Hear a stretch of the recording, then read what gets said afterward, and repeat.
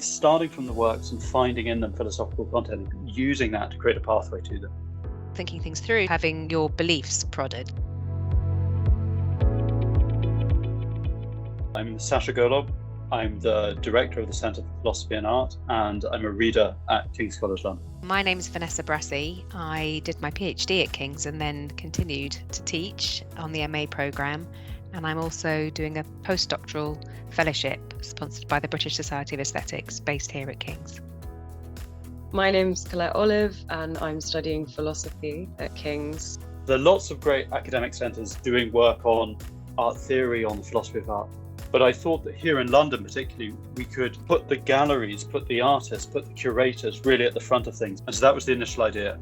Start with the art world and go from there. One nice example of that is a project we did with the Tate Britain actually way back in 2018, exploring, I guess, the nature of the human condition, the nature of embodiment, the anxieties, the fears that kind of define our situation. And we were able to put together a really interesting series of panels combining psychologists, psychiatrists, scientists, philosophers, and the artists themselves, and bring them all together and speak to these issues. I'm the CPA administrator. My role involves facilitating a lot of the kind of exciting projects that we do at the CPA. I help out with a lot of our events, particularly our events at the National Gallery and our online events, panels, things like that. And I've also helped with our Brush with Philosophy project, talking about philosophy with actual philosophers. Delighted to be invited. If anyone else is invited to do it. It's great fun. And I thought that was a really nice example of juxtaposing the theory with sort of texture of the artwork and tell us that, no amount of words on the page are going to do. So CPA's focus has always been, I guess, the world beyond the university, right? Our audience is the art world, it's art lovers, it's art curators, it's artists. And I think we have two particular poles. One is working with galleries from, very large public institutions down to smaller independents to put on exhibitions, to think through the ideas, sometimes in terms of articulating them for a gallery audience, sometimes in terms of, really pushing the conceptual edges of, the notion of the visual or the contemporary relation between sound and pictures, that kind of thing. So that's one focus, galleries, curators. I think the other focus we've always had is real hands-on work with artists. So getting artists to come in to the university to work alongside academics in often quite an intense relationship for 6 months or so, and really try and synergize those two, and then have some kind of exhibition or conference at the end where you can see, what difference to the artworks has the history made, has the theory made, has the theology made, and then how does that feed back in to the academic's own understanding of salvation or punishment or visibility or whatever it may be. So I think those have been our two kind of core avenues of impact. Curators, galleries on the one hand, and their audiences, of course, and then artists and their professional and career development on the other. I mean, another recent event that I personally found particularly interesting was Tate Modern, just before the pandemic, actually did a big retrospective of the German sculptor Franz West. And we came in there to try and, I guess, think through his work is so laden with philosophical meaning. And indeed, one of the objects they had on display was sculptures that he had made out of his own library. And that was, for us, just perfect, right? Because you've got this really idiosyncratic, interesting collection of philosophers. Why was he reading these people? What was he taking from them? And then you've got these extraordinary artworks. And what we were able to do was go around with the audience through the gallery and bring the two together. They try and link the ideas that were driving his work with the sort of these amazing physical manifestations, sort of kind of 15, 20 foot high, giant sort of pink swirl. And how does that express, subvert, capture the philosophical ideas that so intrigued him? So what I hope we're doing is a kind of win-win. So I think it's easy for academic philosophy to get detached from real life, basically. It's easy for it to get detached into a kind of game playing by itself.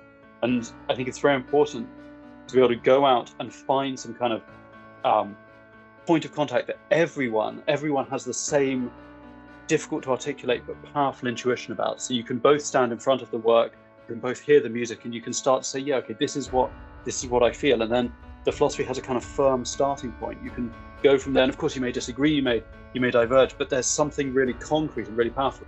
So one nice aspect of the centre has been the way we've each found, I think, different avenues to kind of expand the reach of philosophy, expand the reach of philosophy and art. And I mean, you in particular, Vanessa, I know you've done some nice things in terms of bringing in celebrity figures you might not normally associate with these kind of questions into the field. And do you want to say a bit about that? Yeah, I mean, that was really fun. We have a project ongoing called A First Brush with Philosophy. And this again is about taking away any intimidating feelings you might have about discussing a philosophical problem. I mean, sometimes the word philosophy itself is off-putting.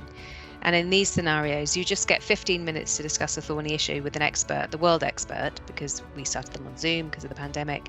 And while that's going on, while you're thinking things through, someone is drawing your portrait. So you're kind of seen and heard and held, really, in this quite uncomfortable process of having your beliefs prodded, let's put it that way.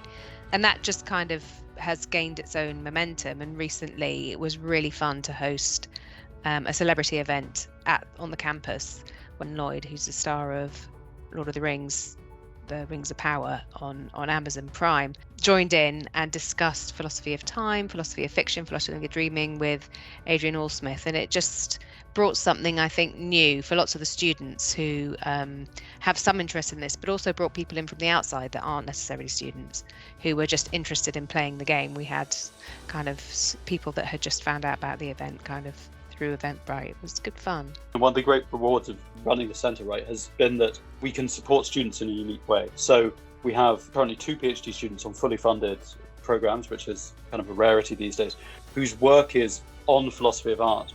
And because we were able to make the case that by being part of the centre, they're getting a kind of direct engagement with artistic practice, a kind of way to test out their ideas that they couldn't really get anywhere else. Last year in November, we applied for funding from the British Society of Aesthetics, and one of the reasons why I think our proposal was so successful is because we had collaborated with the Centre for Philosophy and Art. So when I got my HRC funding, I kind of had done some bits and pieces with the CPA. I'd gone to CPA events, a research centre that will provide and did provide me with loads of opportunities to grow as an academic, but also to grow as a researcher, was probably, played a big part in why they were willing to fund my project at King's.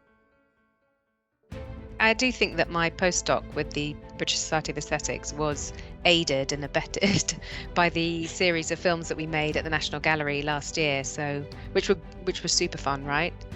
And did reach a really wide audience. Yeah, that was brilliant. And obviously we take none of the responsibility for the content, but we definitely take credit for that. Yeah, it was good fun. I agree. And I know that last term, actually, the master's students had a masterclass in the National Gallery. We were able to do that now that the pandemic's over. And because really of the relationships that we've been lucky enough to develop with the institution over the last couple of years.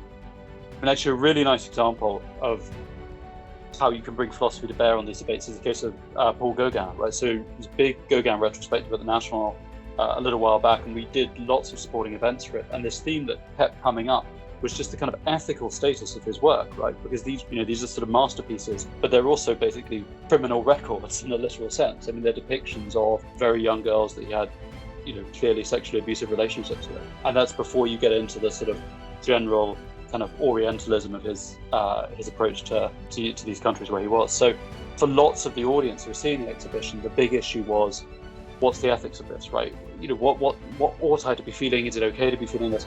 And it was powerful and interesting to be able to explore that, not just artistically, but philosophically and also theologically, to bring together these kind of different theory expertise to think through the challenges of, the painter, the man, and, the crimes, right? And they're all bundled together. Great. And so what are you looking forward to most in the coming year?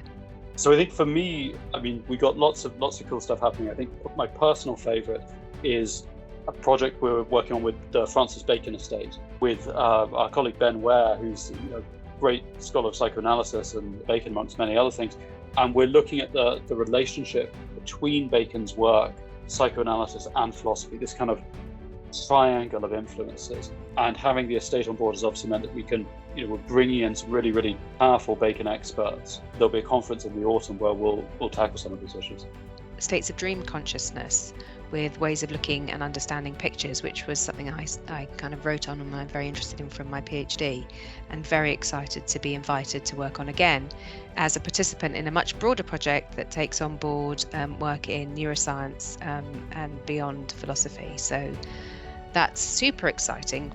It's amazing how successful the CPA has been at bringing in those crowds, bringing in those audiences and starting these conversations. We've all been moved by the great painting, the great piece of music. I think when philosophy starts from that kind of base, it has an energy and a power that's good for it and good for us.